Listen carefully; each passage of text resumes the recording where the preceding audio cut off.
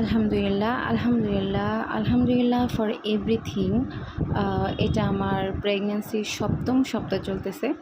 তো আমি চেষ্টা করতেছি যে কিভাবে ওয়েট গেইন না করে প্রেগন্যান্সি জার্নিটা শেষ করা যায়। আমি আসলে জানি না, এটাই আমার ফার্স্ট প্রেগন্যান্সি। তো এটা আসলে সম্ভব কিনা আমি জানি না। অবশ্যই আমার ওয়েট গেইন হবে, আমি যেহেতু অল টাইম ডায়েটের মধ্যে থাকি। সো আমি চিন্তা করছি যে তো প্রেগন্যান্সির মধ্যেও কিছুটা ডায়েট মেনটেন করে হেলদি ফুড নিয়ে আমি প্রেগন্যান্সির জার্নিটা কমপ্লিট করার জন্য। তো আমি সকালে আমি সবসময় হেভি ব্রেকফাস্টটা করে নিতাম। মানে ব্রেকফাস্টে আমি হেভি যে খাবারটা ওটা খেয়ে নিতাম। আমি প্রেগন্যান্সিতেও সেটাই করতেছি। যখন আমি ডায়েট করতাম তখন আমি এটাই করতাম, কারণ সকালে হচ্ছে যদি আপনি পুরো পেট ভরে খেয়ে নেন তাহলে সারা দিনটা আপনার ভালো যাবে, এনার্জি পাবেন এবং শরীরের থেকে ক্যালোরিটা বার্ন হতে থাকবে।